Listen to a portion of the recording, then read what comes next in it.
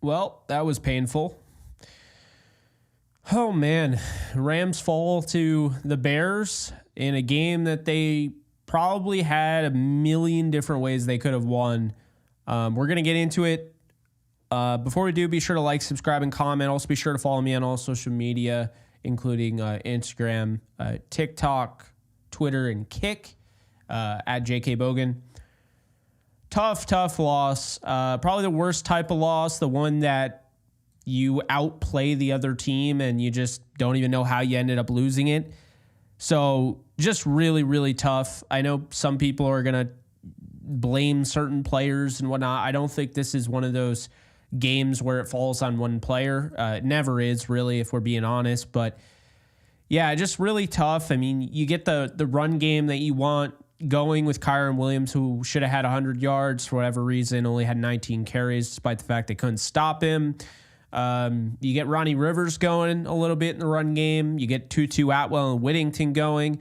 They shouldn't have lost this game. It's really that simple. Stafford was great. I know he had the interception at the end trying to make something happen. His quarterback rating isn't going to look great, 77.4, but who gives a hell? I mean, passer rating is so ridiculous because Matthew Stafford played an astronomically better game than Caleb Williams, and he has a 77.4 passer rating, and Caleb Williams has 106.6. So there you go. And then people get on Verse. I see it already. Jared Verse needs to finish. Okay. Yeah, you could definitely say Jared Verse has to start finishing these into sacks. Aaron Donald did the same thing. Can we also admit that? Aaron Donald missed sacks early on in his career, later on in his career, in the middle of his career. But we never, ever held that against Aaron Donald. And we shouldn't. Just like we shouldn't hold it against Verse. You can't sit here and tell me, well, Aaron Donald's pressures were great. Aaron Donald's pressures are this, and this. Guys just have to finish. But then Jared Verse is doing the same damn thing. And now it's Jared Verse has to finish his sacks and his tackles, and the whole game is on Jared Verse. It's ridiculous. I don't know where this rationale came from. I don't understand it. But we've gotten to the point where people are now like, oh, he was the first round pick, and I wanted somebody else, whether that's Latu or the kid that the Vikings got. And it's like, Verse isn't the issue. Like, he's not the issue. He's been part of the solution. They got a ton of pressure. They continue to get a ton of pressure. We're not talking about that. This defense is getting more pressure than they did last year. Way more pressure than they did last year. So the last thing I'm going to do is start blaming the guys up front for losses because they're getting after the quarterback. The other guys got to step up. Linebacker play is not good enough. You could sit here and say, this guy had a great play, and this guy had a great play, and this guy had a great... Yes, everyone in the game had a splash play, including Akello Witherspoon, by the way, who may not have played as much as maybe you and I would have wanted, but you see immediately he's in there trying to rip the ball out. He made a really nice... He almost ripped the ball out. And... Of course, you know, there are people that didn't like him that were telling me he can't tackle, doesn't want to tackle, all that. I mean, the reality of the situation is that they have talent all over the place, and these guys have to play better than they are. And you could make the argument for sure Akello Witherspoon needs to be featured more. I know a lot of people are going in on Trey White. Now, let's go back. Let's just take it from the top here. Offense. Stafford was great.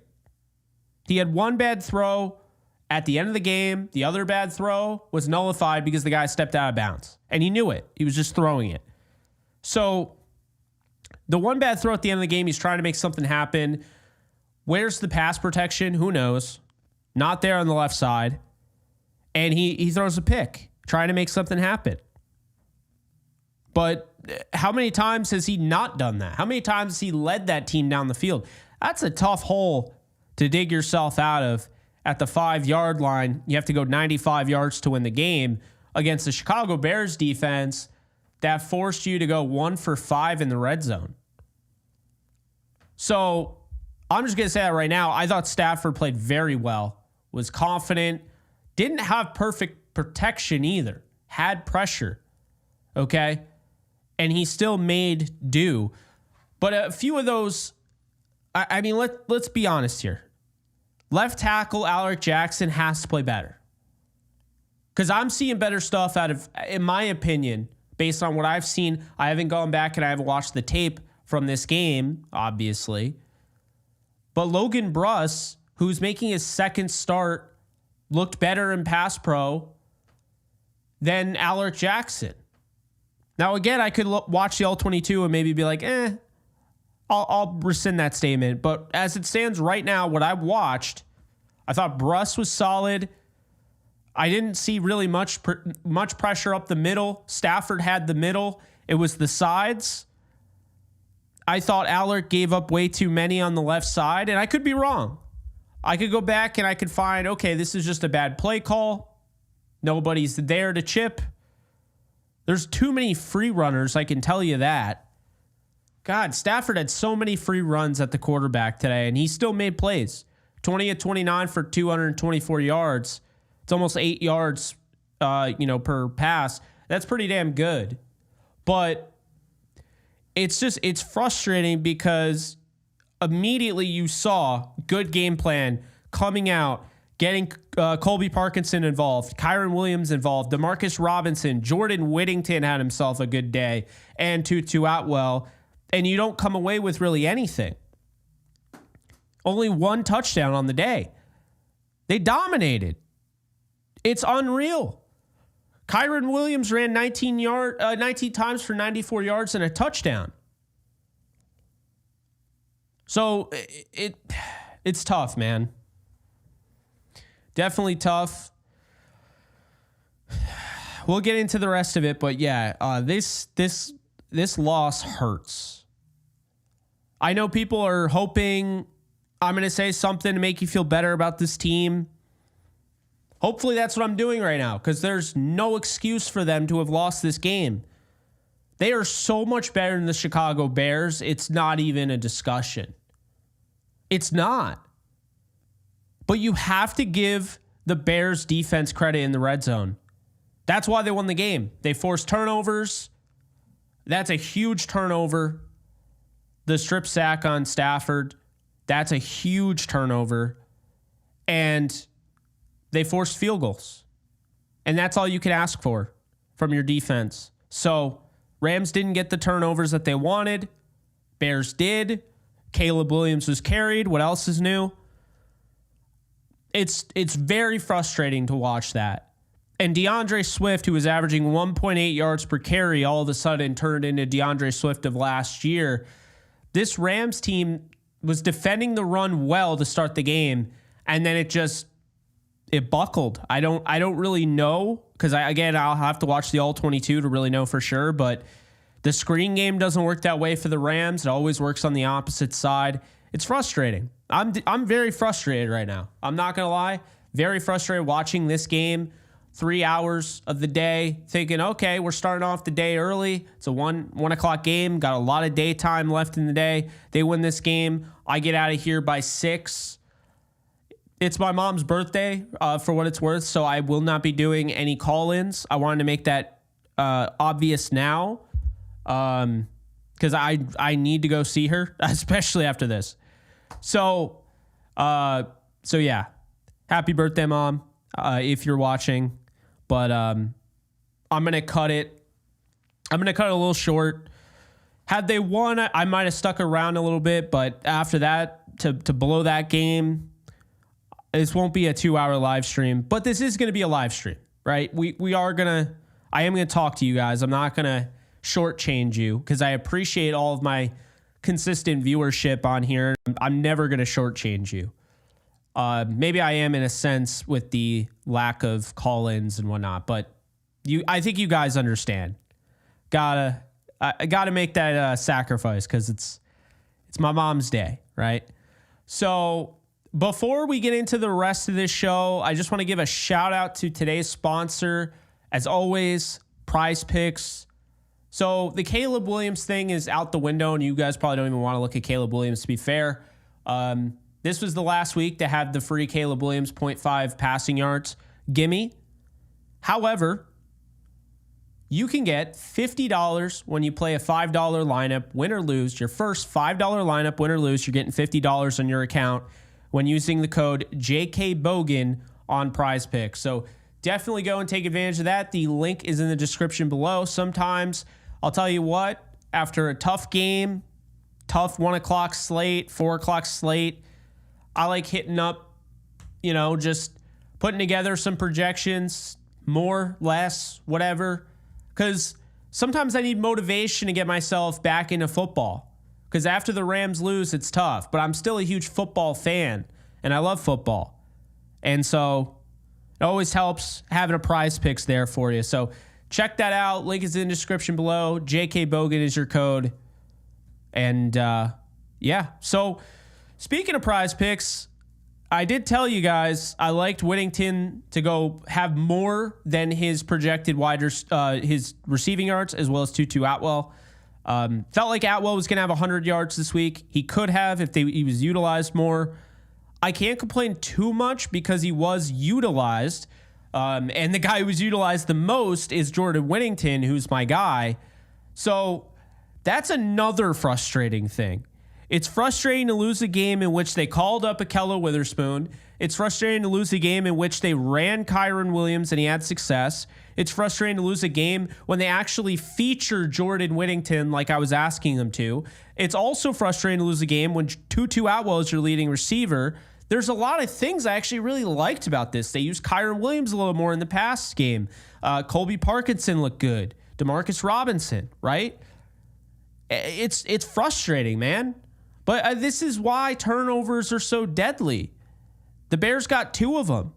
Did you watch the Bears week 1 game against the Titans? Because if you did, you weren't surprised.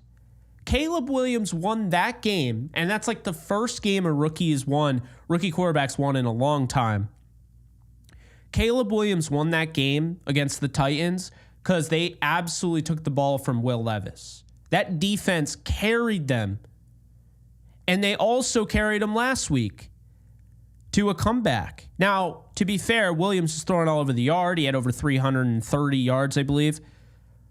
But you got to give the Bears defense credit because they made the plays. They forced the turnovers. The Rams had chances.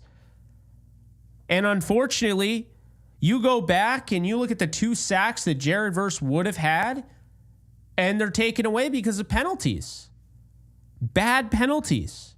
So it's a frustrating day because you come away with thinking, wow, I really like the way they moved the football. I really like the way the offense looked. But then for whatever reason, they get in the tight red area and it's like, it's just hard to score in the red zone. Now, it is because the Bears did a nice job. But this has always been Sean McVay's thing. This has always been Sean McVay's issue. Sean McVay in the red zone, he doesn't continue doing what he's doing.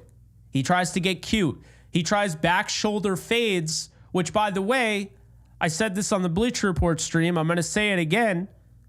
The back shoulder fade in the Super Bowl to Cooper Kupp on Eli Apple was, first off, a huge mismatch. That's the first thing. The second thing is that it was Cooper Kupp boxing out Eli Apple.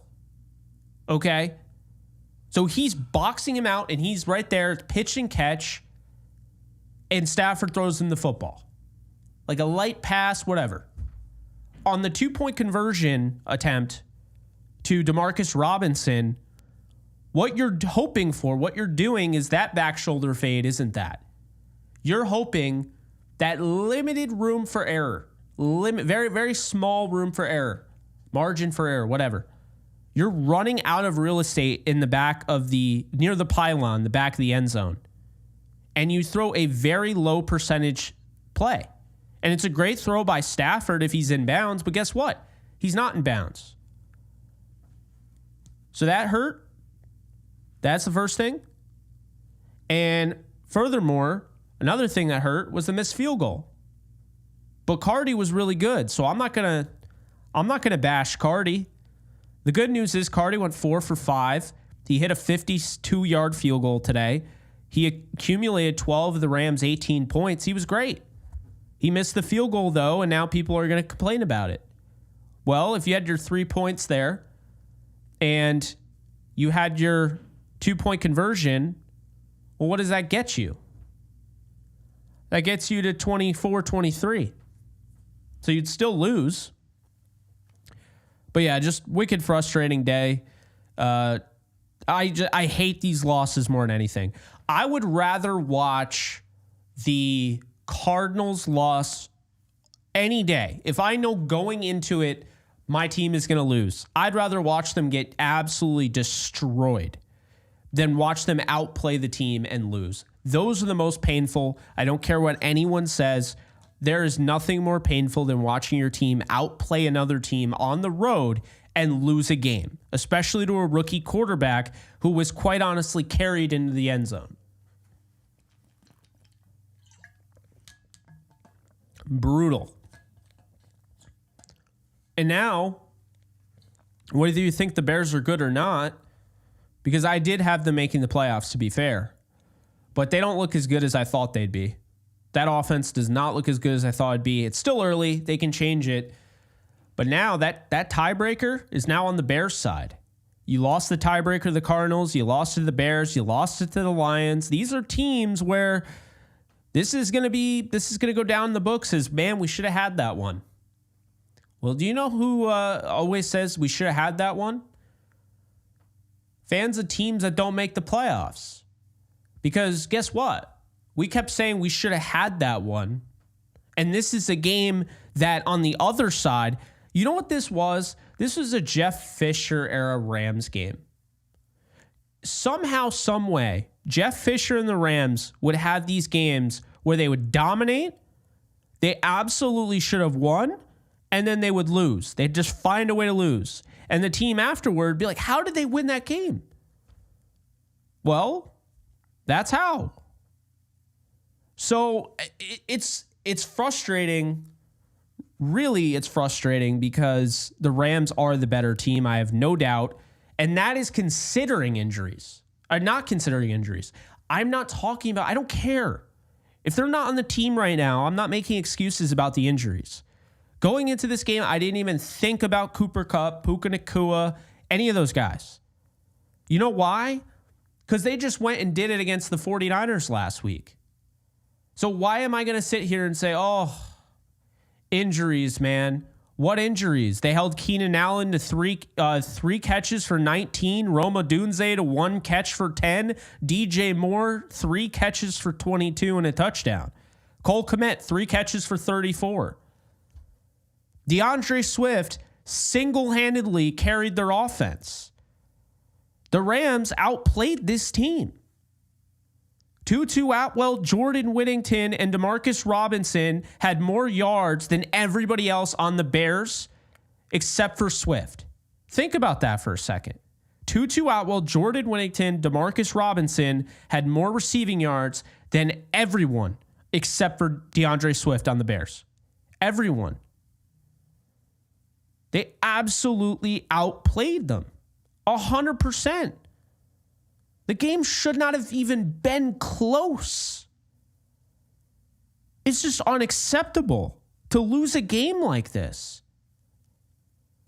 So you're probably asking, Jake, how did we lose the game then? If you're saying they should have dominated, well, 1 for 5 in the red zone. And again, give your credit. By the way, I'm going to get to super chats in a sec. So definitely appreciate you guys. I am not ignoring them. I want to make that clear. My point here is that they absolutely should have won by multiple scores.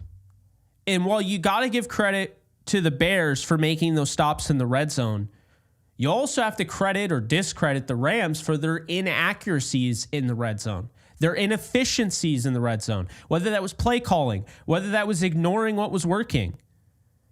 Kyren Williams should have every carry when they get into the red area because it's been proven to be the right move. And they couldn't stop Kyren. It'd be different if they were like, look, Kyron, he's run the ball for 2 yards to carry, right? And Tutu Atwell's not getting open. And Stafford can't throw. Okay, you lost the game. They didn't show up today, whatever reason, couldn't do it.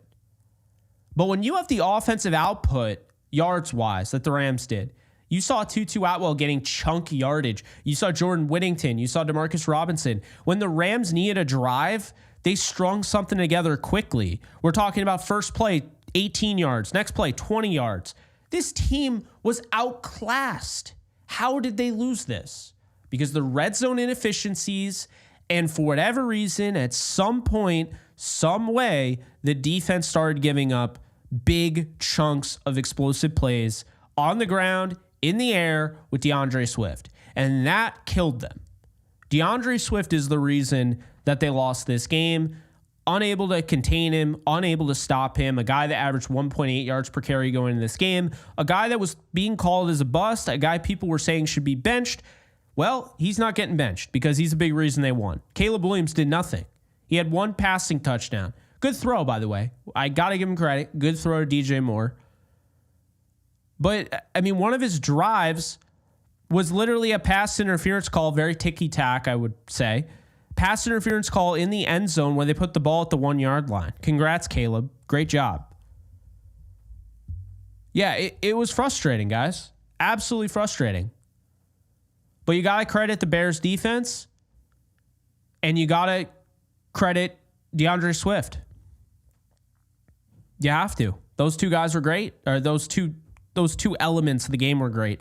On the Rams side, it sucks. Kyron Williams played great. Stafford was great. Atwell was great. Whittington, tough one. But then you look at the defense and you're like, okay, I saw some really good things out of Bobby Brown up front.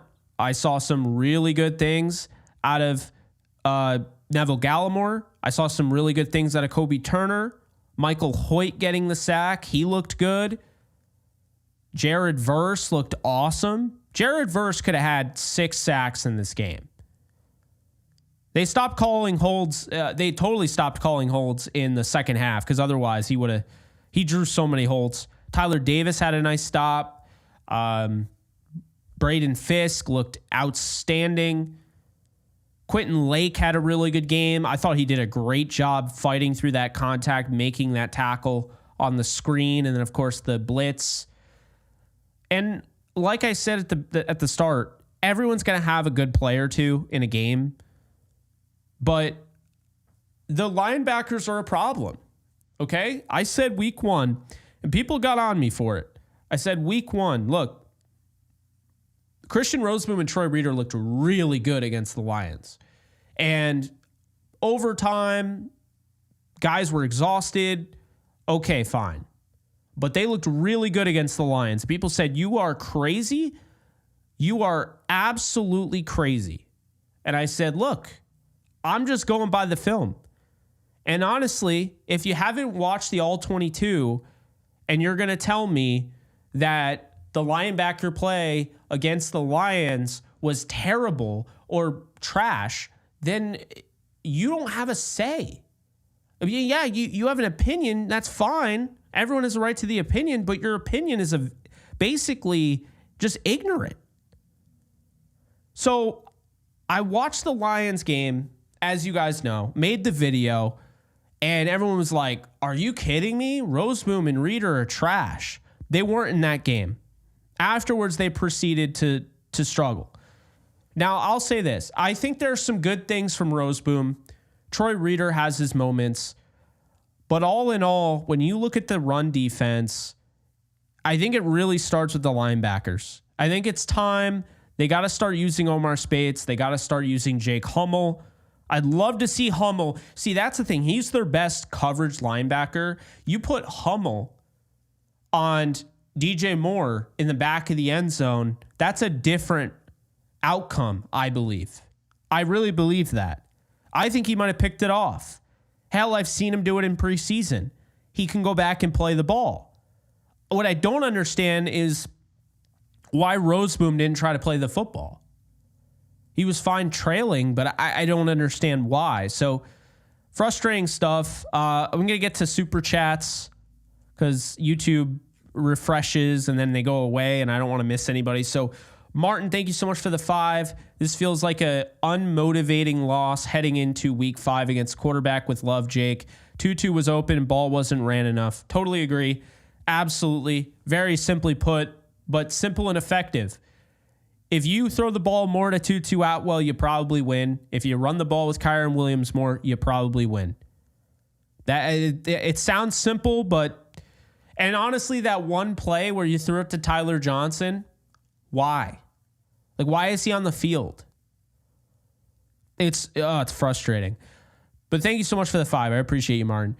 Wildman Samurai, thank you for the 10. Just keep it real. I'm ready for next season, Jake. Keep up the good content, bro, and go Yankees. That's right. Go Yanks. Love it, Wildman. Except for the fact that you said you're ready for next season. I'm going to say my piece after we get through all of this. I'm not out on the Rams. I'll explain. Gene, thank you so much for the 2. Jake, Trey White is absolutely killing us. Yeah, the penalties are just inexcusable. That's just really what, at this point. I thought Trey White the last 2 games was much better than he has been. And I can't sit here because you guys know my take. I think Okello is clearly the better corner. People said I was crazy for saying that. I think he's clearly the better corner.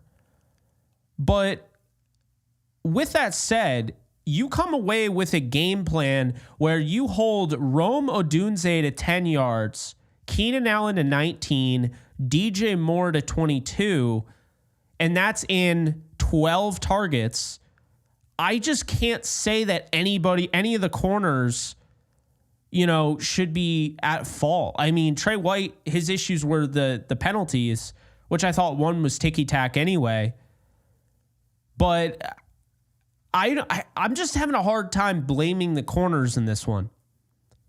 But I want to see more Witherspoon, obviously, so because I think Kello's a better corner anyway. But I'm not going to put it all on Trey White. I'm not going to do that because today, once again, they held wide receivers in check. But there's been a pattern. You hold Amon-Ra St. Brown to 3 catches and 13 yards, and you let Jameson Williams go off for 124. And week 2, you hold, Trey McBride in check, and now Marvin Harrison Jr. is going off, right? And then week 3 against the 49ers, you hold Brandon Ayuk in check, and now Juwan Jennings goes off. And this week, people were like, oh, man, Keenan Allen's playing. So one of DJ Moore, Allen, and Odunze are going to go off, right? Wrong. If you told me before the game that the Bears were going to have 22 yards out of Moore, 19 out of Allen, and Odunze was going to have 10, and they were going to win by 6, I would have said you're crazy. How the hell did that happen? And if you said DeAndre Swift went off, I would have honestly believed you. I felt like this was kind of a trap. DeAndre Swift is averaging 1.8 yards per carry. He was struggling. This is his get-right game. We talk about all the time with teams. Well, players. Get-right game. This is a get-right game for DeAndre Swift. And I think he got right. So we'll see what ends up happening moving forward. But he looked really good. 5.8 yards per carry. Averaged over 10 in the receiving game. No idea why when the Rams run a screen, they can't have that success. But also you got to credit the wide receivers. They blocked well. But still, I think the Rams blocked pretty well, and they never get those opportunities that they got in the screen game today with Swift. So frustrating stuff here. Man of Paradox, thank you so much for the 10. This was one ugly loss. It's unusual for me, but I have nothing positive to say about today. I'm expecting McVay to say I need to do better, and he would be right. Fair enough. I appreciate the 10.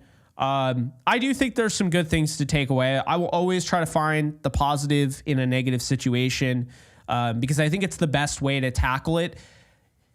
The reason I say that is because you can say this is bad and this is bad and this is bad. But if you're always just saying everything's bad, well, then at some point or another, I mean, there has to be things that you could take away. You have to be able to, there needs to be building blocks, right?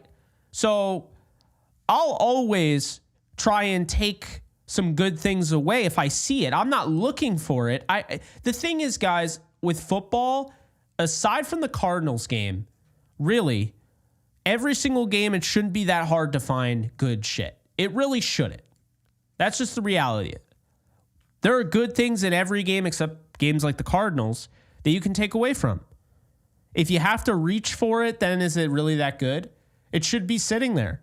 Like what's sitting here, Stafford played really well. I don't have to worry about Stafford. Kyron Williams played really well. Tutu Atwell played really well. This 6th round pick that I was really high on even before the Rams drafted, I called him the closest thing to Puka Nacua in this draft. He played really well and was effectively utilized in the game plan, right? Jared Verse, their first round rookie, their first rookie pick in the first round since Jared Goff, looks like an absolute stud. Braden Fisk, the guy they gave up next year's 2nd round pick to move up 12 spots for, looks like a freaking stud. These are things to take away. I'm not reaching. This is there. I don't have to reach. There's nothing for me to reach to. This stuff is obvious. When you watch this, you're like, these guys are really good. They found 2 studs in Verse and Fisk. It's that simple. And by the way, this is what happens. I'm going to compare Jared Verse's reputation of not tackling or not being able to finish tackles to that of the reputation Darion Kendrick has with penalties. Once you have one penalty, now officials are looking after you. It's the same thing Trey White's going through right now. Officials are looking for it. They're like, oh, it's like a tip. Makes your job easier. Hey, you didn't throw many flags last week. Maybe in this Rams game, you got a guy in Trey White who's grabby. Maybe you could throw some flags next week. We saw it with Darion Kendrick. They were looking to throw flags on Darion Kendrick. So what am I talking about? I'm saying this. When you develop a reputation, okay, it kind of skews the result. And so the result is Jared Verse is not a bad tackler. And he didn't miss as many tackles as people are saying. But people saw him miss 1 tackle today, and so now they think he missed every single tackle. It's not true. It's not at all true. He didn't miss every tackle. He had a really good run stop that no one talked about. So, yeah. Edwin, thank you so much for the 5. If we would have had Puka and Kupp out there, there's no doubt we would have won. Cardi is him. And can we see if we can get Ramsey to replace White? Hey, appreciate the 5. I agree. If Puka and Kupp were out there, I don't see any scenario they lose, although it's hard to even believe that they lost this one. Cardi, there you go. There's another positive. The kicker that they drafted. Remember they drafted a rookie kicker by the name of Sam Sloman, who was a complete train wreck? Well, Josh Cardi, through his first 4 games, okay, he is what? He was 4 for 5 in this game. So he's 9 for 10? He's 9 for 10 with a 52-yarder on his resume now. That's pretty damn good. 9 for his first 10. The rookie kicker. They've played 3 of those 4 games have been on the road. Don't discount that. That's a big deal. That's going to help down the road. And he's been asked to already kick some big high leverage situations, and he's come through. So you got to give him props. You're going to have that he's going to get better. That's good. Ray's been a member for 34 months. Shout out to Ray. Appreciate you. Craig, thank you so much for the 5. I've said it, and I won't back down. The league is on to McVay. The D needs to be addressed immediately. Interesting, Craig. Now, on to McVay, do you mean, like, because you said defense needs to be addressed, is it the defensive aspect of McVay, or are you talking about the offense? Because I just don't think for a second at all the Bears really had any idea what they were going to do to stop the Rams offense. The Rams shot themselves in the foot. If that's the thing, if the Bears didn't win with pressure, if they didn't get to Stafford, they gave up a big play. We saw that. They couldn't stop Kyron. That's why this game's so frustrating. They were great in the red zone, but was that the Bears being great in the red zone, or was that the Rams shooting themselves in the foot, calling obvious low percentage plays? You know? Jacob, thank you so much for the 2. Wasn't the Bears' run supposed to be bad? Run defense or offense? I assume you mean offense, because Swift was averaging 1.8 yards per carry? Yes, it was supposed to be bad. Andy, thank you so much for the 5. Do you think we can beat Green Bay, Las Vegas, and Minnesota? I think we win 2 of the 3. I think Flores finds a way to stop our offense. I hope I'm wrong. Well, I'll be honest with you, Andy. I guess my issue moving forward is I don't know what to make of this defense. I think up front they have all the talent in the world. They can get pressure on the quarterback. I'm sure this game they had to have had over 20 pressures. They had 27 last week. I felt like they pressured Caleb almost every play. It felt like every drop back. He had 23 passes. I'm going to say they got at least 18 pressures, but I'd feel comfortable even saying more. I felt like they had a pressure almost every time. So that is going to be big. They're going to have to get home, but the run defense has to change. And the good news is, if you take anything away from this kind of like a moral victory, although it's not even moral, I don't even know what to call it. But last week when the Rams won, I did say you have to clean up stuff, but you figured out a way to win, and that's good, right? I did say that. However, the Rams, when you win a game, you're less likely to replace starters. You're very unlikely to bench players after a win. But after a loss, now you have a chance.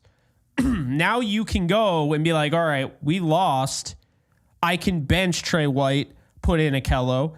I can bench Troy Reeder and give Jake Hummel a shot or give Omar Spates a shot.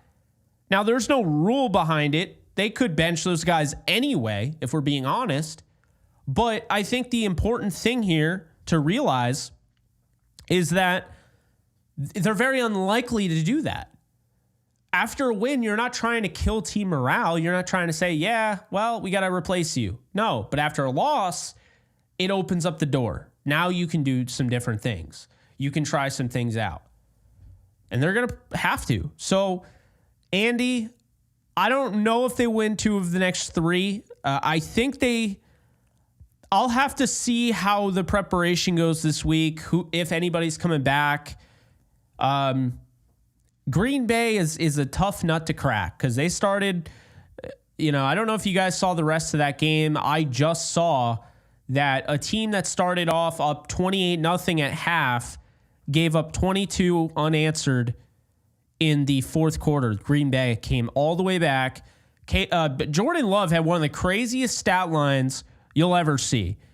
32 of 54 for 389 yards, 4 touchdowns, 3 interceptions, and they lose 31-29.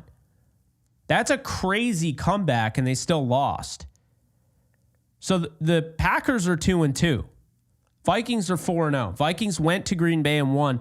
Now, both teams are coming off of last-minute losses. Rams and Packers.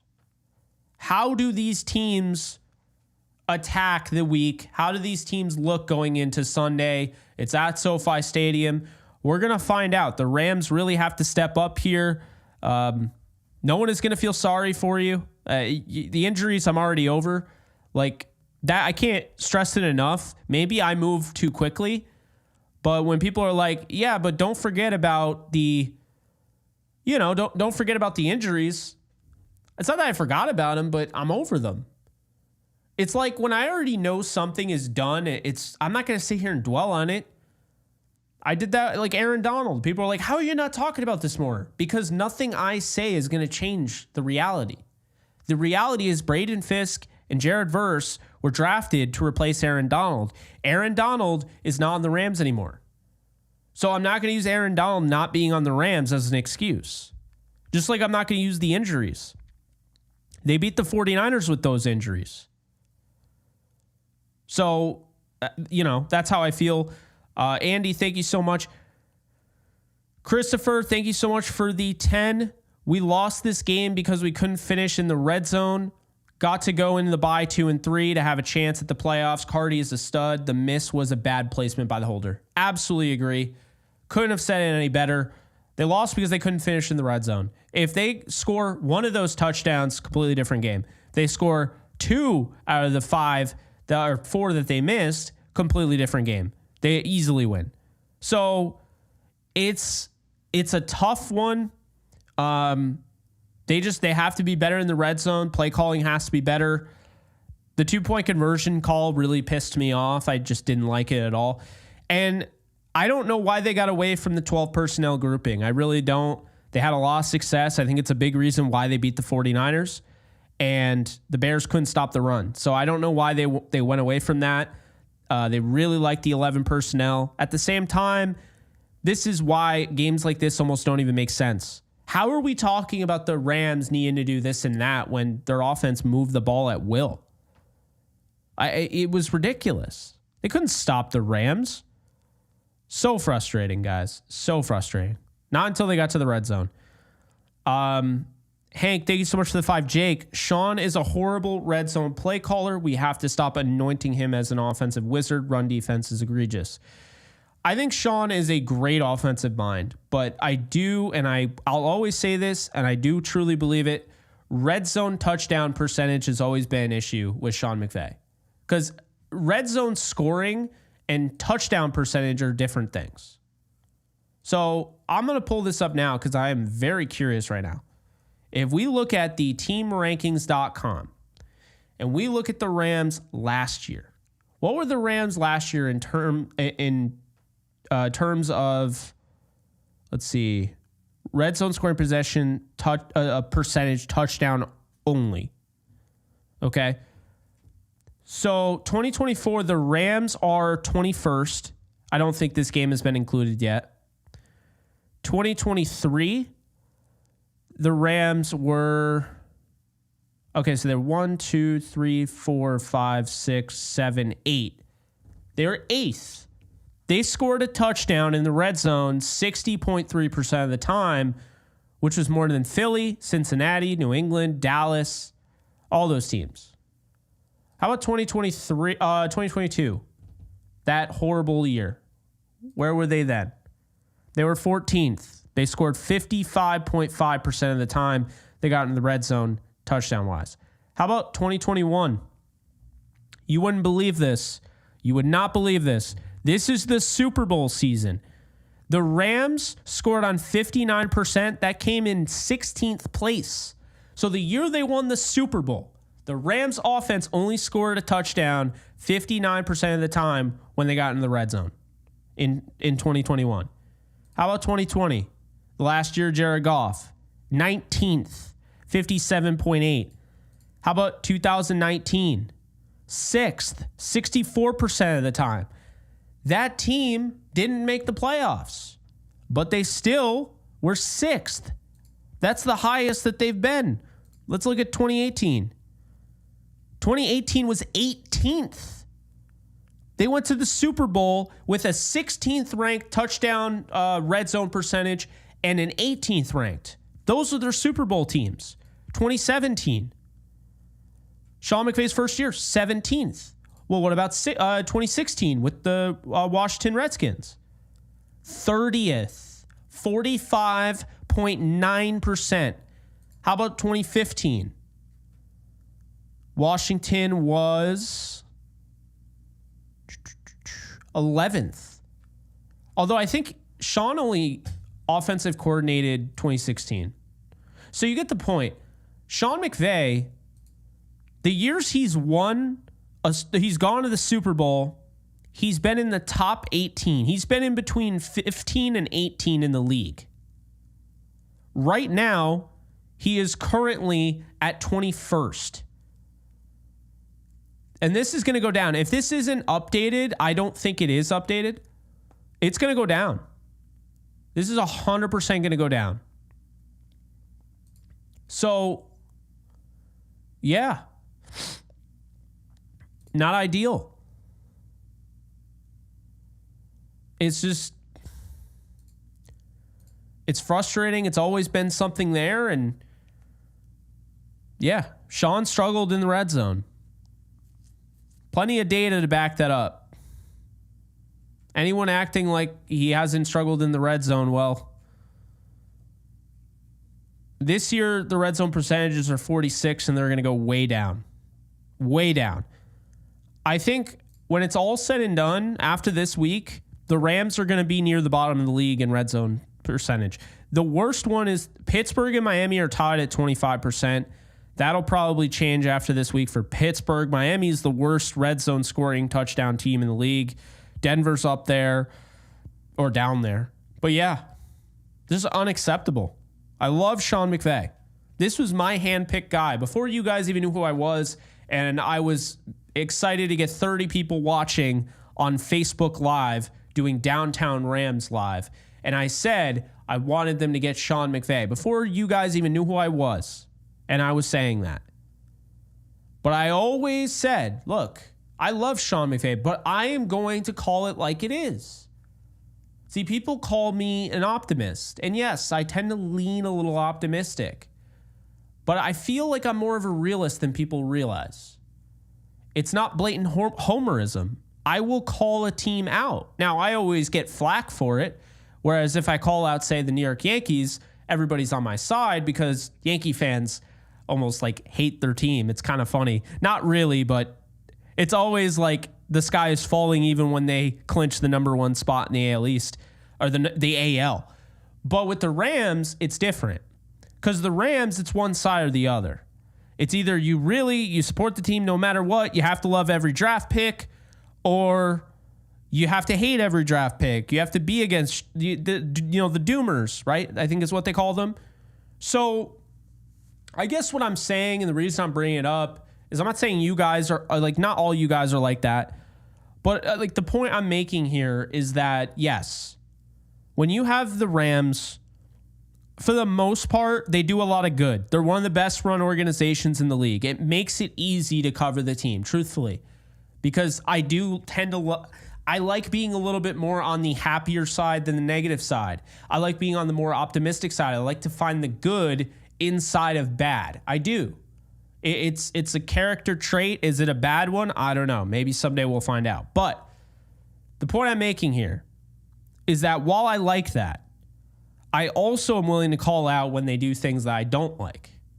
And that is when, as soon as I do that, I'm met with negativity. How could you not trust in Sean McVay and Les Snead? Are you kidding me? Chop Robinson is not better than Jared Verse. Well, I had Chop Robinson as a higher grade than Jared Verse. It didn't mean that I thought that just because I had Chop Robinson rated higher than Verse as a overall prospect, which by the way, doesn't mean he's going to come in right away and be better than Jared Verse day one. I thought Jared Verse had a higher floor, but just because I thought that doesn't mean I hate their pick, right? Now, when I say things like that whole thing I had with Ahkello Witherspoon, a lot of people said I was crazy. Oh, you just want this guy. If you want him, he's so good, then why does nobody want him? Because it takes two to tango. And I'll go as far as to say that man was woefully lowballed by teams around the league. And that's the reality of it. It takes two to tango. He has to sign a contract too. The team can't just be like, yeah, we'll take you. It doesn't work that way. And then you could probably come back and say, well, if he wanted to play in the NFL so bad, why didn't he sign a contract? Because he's not trying to get himself screwed. It's a violent sport. He's trying to take care of himself. Quarterback market sucks. If you don't have a Defensive Player of the Year award like Stephon Gilmore, you're shit out of luck. If you don't win a Super Bowl like L'Jarius Sneed, everyone can ignore his 17, 18 penalties he had last year, you're shit out of luck. That's what happened. No one cared that Ahkello Witherspoon played 18 games. You were now seeing 18 games last year. Pretty big deal, right? So I'm saying that because I do call this team out. Well, I always get called a homer. I was called a homer the week I picked the 49ers to beat the Rams because I couldn't just say the 49ers are going to beat the Rams. I wasn't allowed to give my thoughts and say that the Rams could keep it close and even potentially win the game. That's the reality of it. So, look, I have a few more super chats. Then I'm going to give my final spiel. I'm going to take you guys down off the cliff. This is going to be just cold, hard facts, I guess, kind of my thoughts. I'm just going to be honest, like full stop, just complete honesty, how I feel about this team. Okay. So let's get to that. Jacob, if and buts mean nothing when the defense looks like a traffic cone, can't stop a terrible Bears offense. It's true. It's absolutely true. I appreciate the donation there.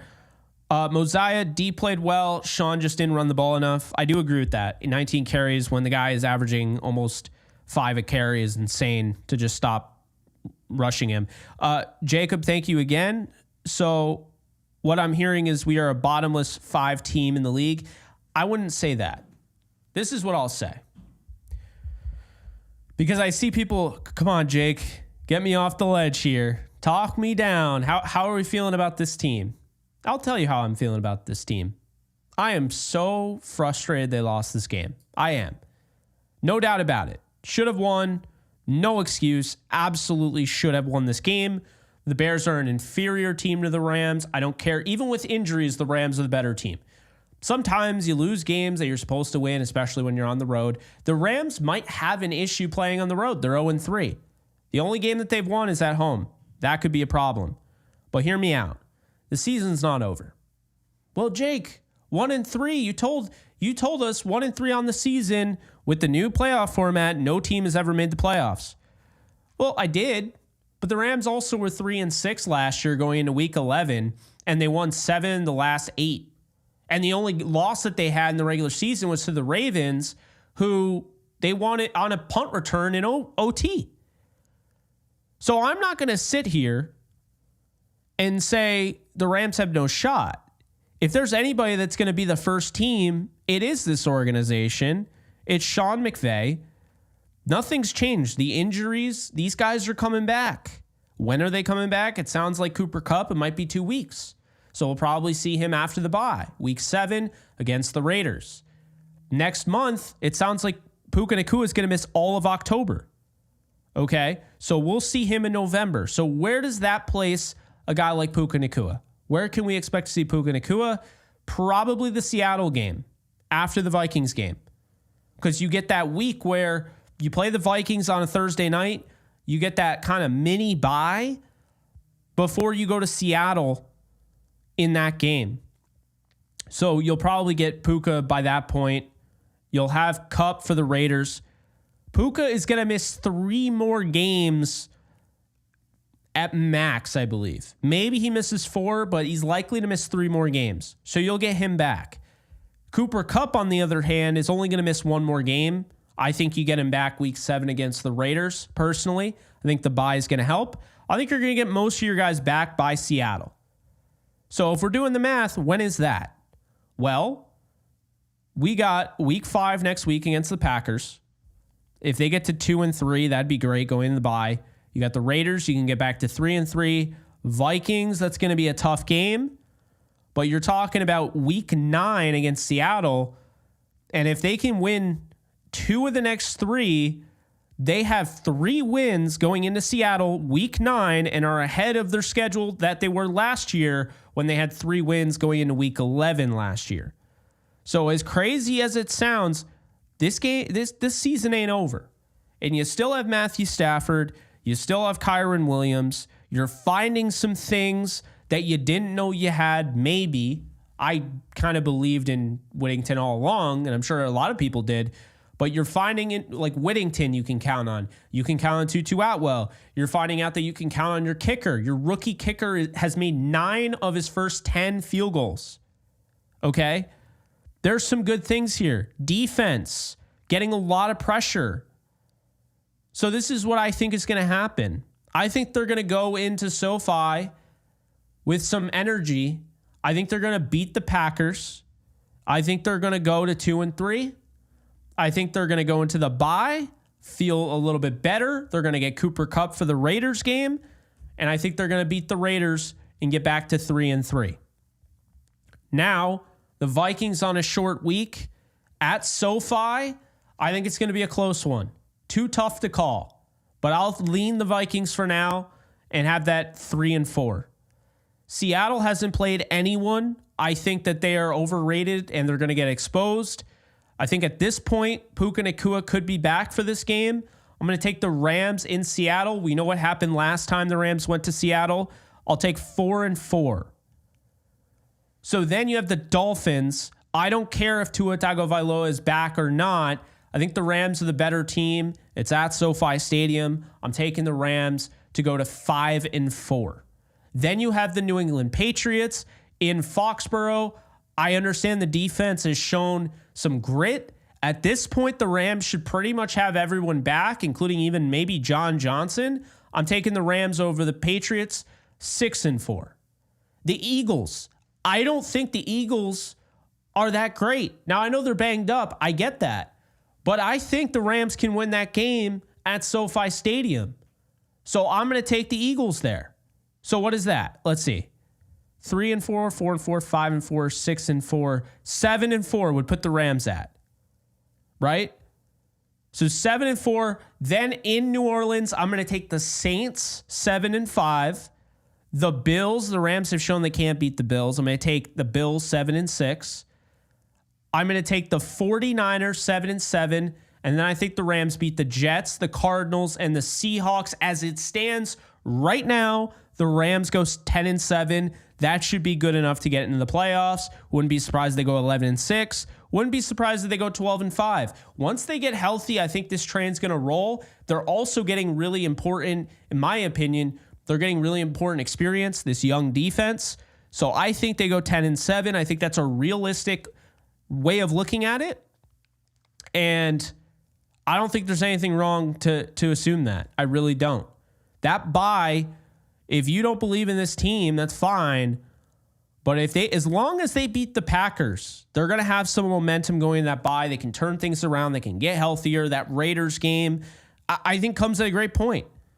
So I think right now they're a 10-7 ball club. They're a team that down the stretch here, the Jets, Cardinals, Seahawks, as long as they stay healthy, I don't think that you're going to want to play this team at all. I really don't. This team is going to be very similar to what we saw last year, in my opinion. That's what it's looking like. It's looking like a team that is going to, stumble a little bit here. They're going to maybe, this is kind of their losing streak. They're doing it the opposite way. I mean, they went 1-4 without Kyron Williams, right? 1-4. So when they went 1-4 without Kyron Williams, what does that mean? They won 10 games last year. So they went 9-3 with Kyron Williams. So I think when they get healthy, it's really going to help. I think 10-7 is a realistic thing. I think there's nothing wrong with that. And I had them going 13-4 because I didn't expect them to get as banged up as they did. So that's how I see it. I think that this is a team that is going to, and look, they might lose a game that I predicted them to win. They might win a game that I predicted them to lose. I think this is a team that'll be in every game moving forward. I don't think we see another Cardinals outbreak like that. That was insane. But here, the reality is they have played 3 of the 4 games down to the wire. They've been one possession games that they could have won. They beat the 49ers. They lost to the Lions. They lost to the Bears. We're going to find out, is this team a bad road team? We're going to find out over the course of the year. But I do think it's time for the Rams to really evaluate, after this loss, really evaluate the linebacker spot. But I don't think for a second this is a bad football team. I saw some really good things, and I saw some really bad things, but I saw some really good things. And I think over the course of the season, we're going to see this defense get better. That's just the way a young defense gets, but they still feel ahead of schedule. If they stop the run any bit better, anything like they did against the 49ers this week, well, they would have won the game. And you could say ifs all you want, but I still think the 1 for 5 in the red zone was a problem.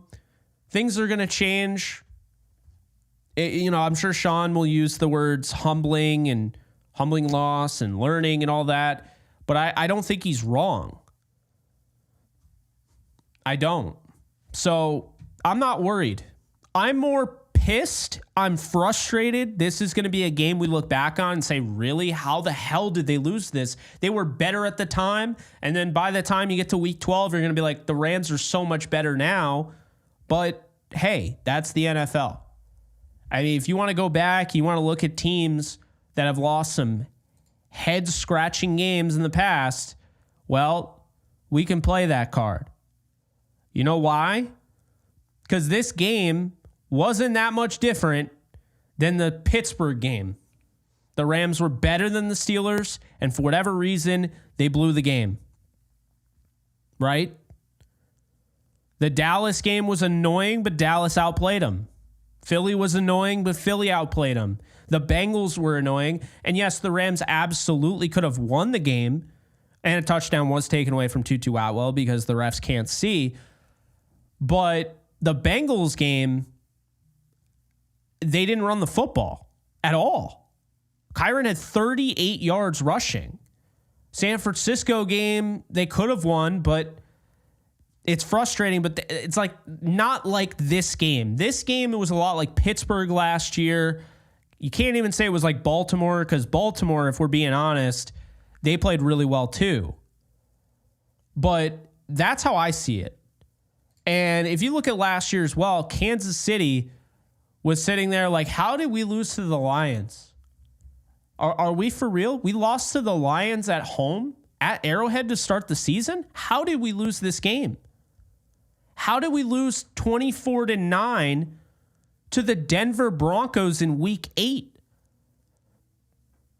Right? Like, how did we lose to the Raiders in week 16, 20-14? This is what happens. There are dumb losses, and it's annoying, and I'd just rather have them not happen, but they do. The 49ers got blown out by Cincinnati last year. Brock Purdy threw for 365 yards, and they lost 31-17 to Cincinnati. They lost to Minnesota.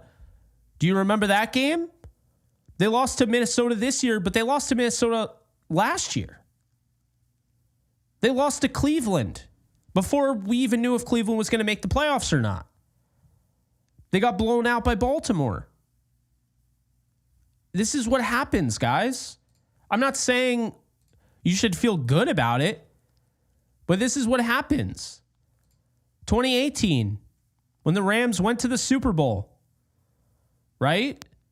They lost a game to the Chicago Bears 15-6. The Bears were 9-4. The Rams were 11-2. Trubisky threw 3 picks in that game, and they found a way to lose it. I mean, the Philly game, 30-23. That was the Super Bowl year. How about the year they won the Super Bowl, 2021? They got blown out by Arizona in week 4, 17-point game at SoFi.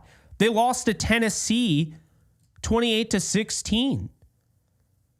Tennessee's a good team, but Ryan Tannehill threw for 143 yards, and Foreman had 29 yards on the ground. He was their leading rusher. They lost by 21 to the 49ers. I mean, this is what I'm talking about.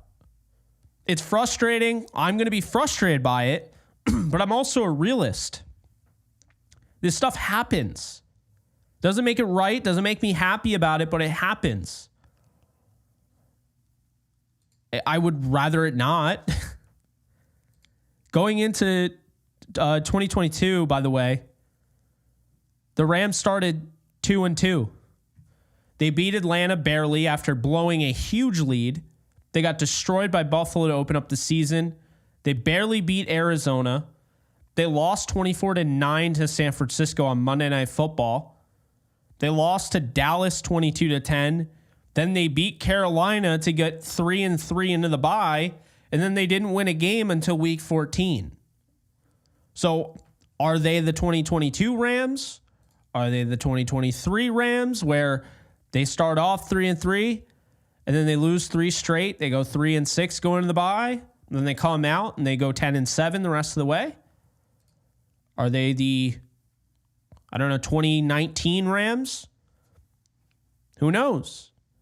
It's different. It's swapped.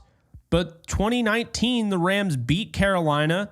They dominated the Saints. They beat Cleveland. They're up 3-0. So they're 3-0. Then they lose a crazy, wild game at the Coliseum against Tampa Bay, 55-40.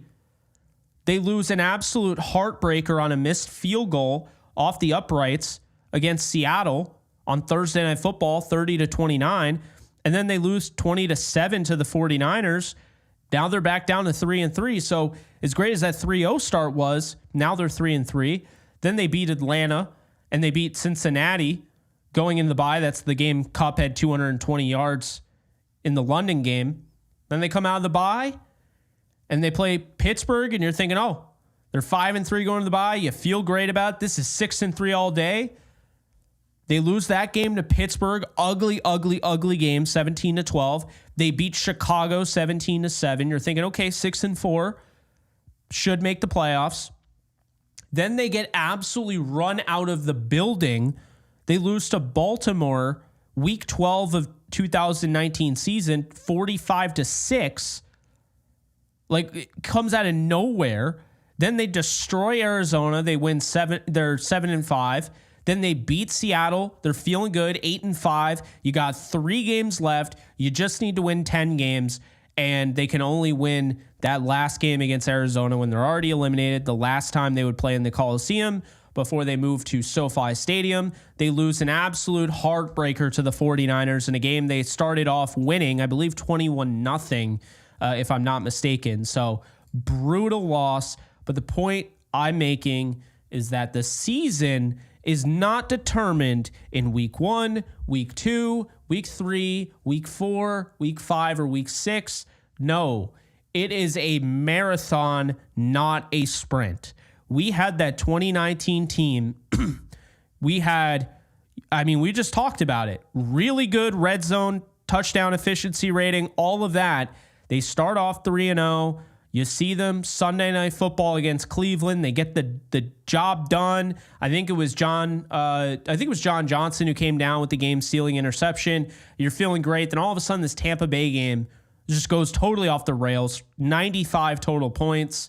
They lose the game on Thursday Night Football to Seattle. They lose to the 49ers. And now all of a sudden, that 3-0 start and how all these records about, when you start 3-0, you almost always make the playoffs. Well, the Rams missed it at 9-7 that year. So that's the thing, guys. 2017, they start off with a 46-9 drubbing of the Indianapolis Colts. Of course, Andrew Luck was out. It was Scott Tolzien. It was the first time at the Coliseum, big type of game. They win. Sean McVay's debut as a coach. Sean McVay loses to his former Washington Redskins team, 27-20. I was at that game. They beat the Niners in week 3. Then they beat Dallas in a real fun back-to-back high-scoring affairs. They start off 3-1. Then they lose that game to Seattle at the Coliseum where you're like, how the hell did they lose that game? It still just doesn't make any sense. And now you're 3-2. Well, how do you respond? They beat Jacksonville. Big Pharaoh Cooper kick return touchdown propels them in Jacksonville.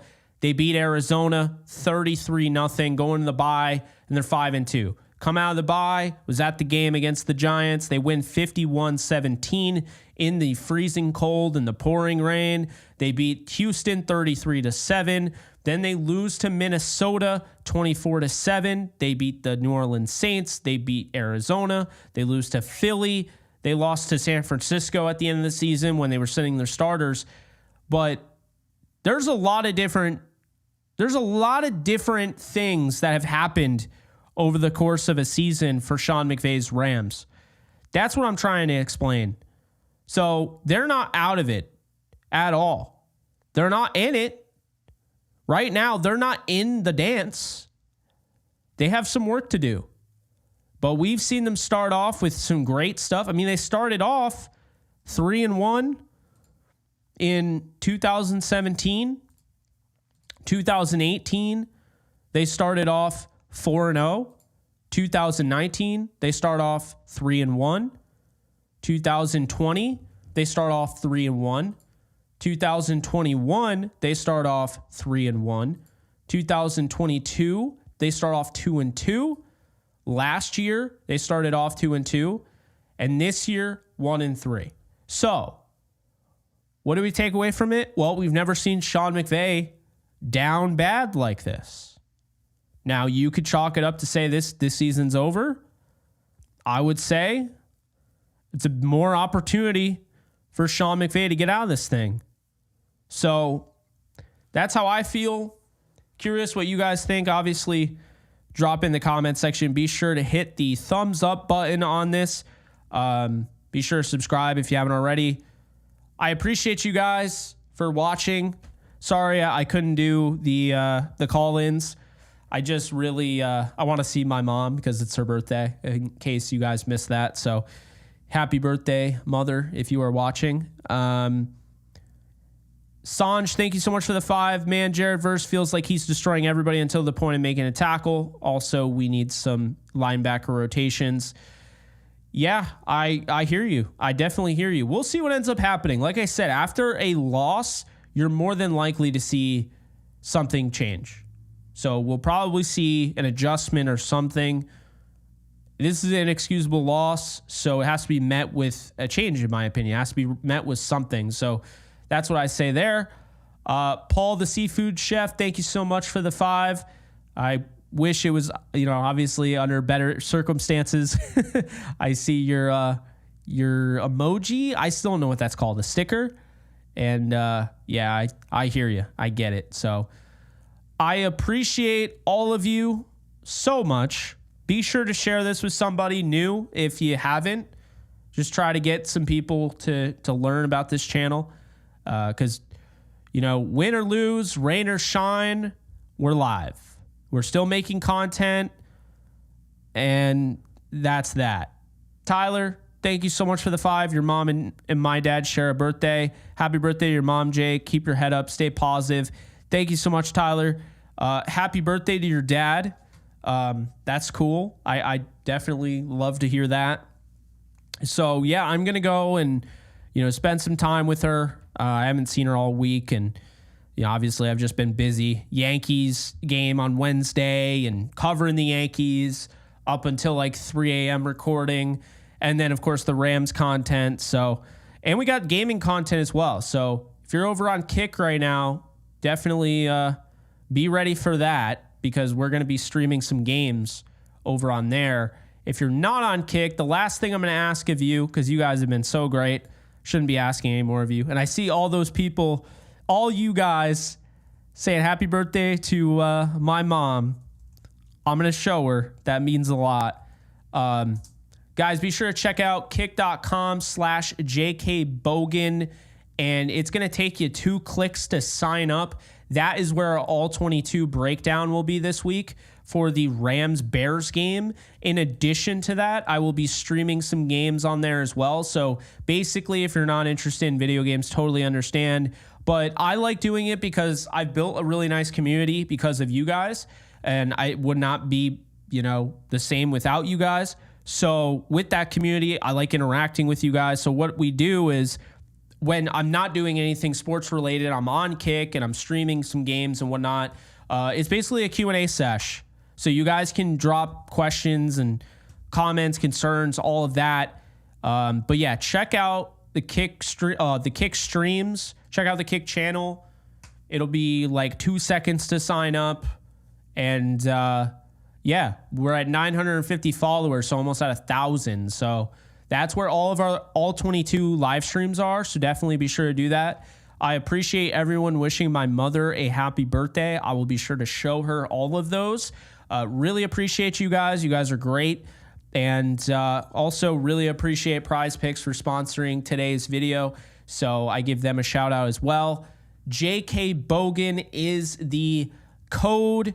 $50. If you have never played Prize Picks before, go download the app. The link is in the description below. Sign up today. Use code JKBogan. You're going to get $50 on your first $5 lineup. So right now, it's 6:01 Eastern time. You got about 2 hours before the night game.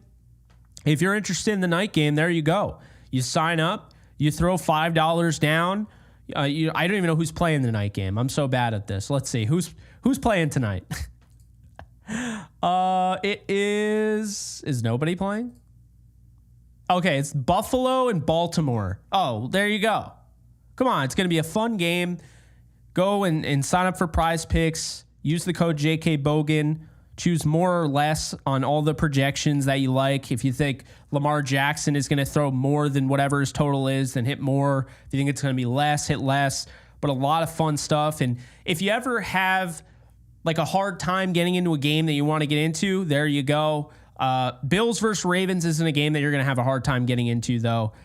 So there is that. But guys, really appreciate you. I'm going to show Mother Ellenbogen.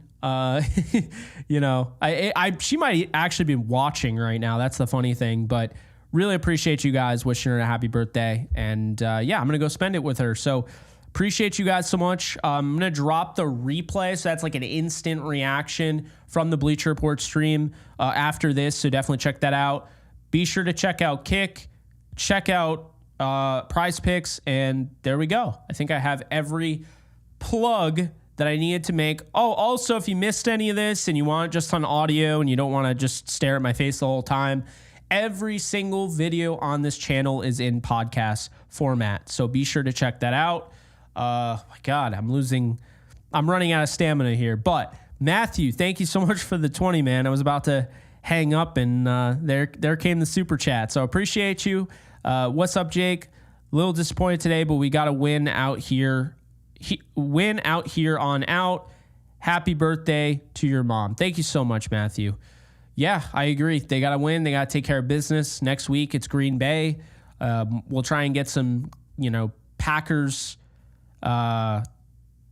guests, experts, what have you. But yeah, that's going to do it. Appreciate you guys, and I will see you guys soon. Later, folks.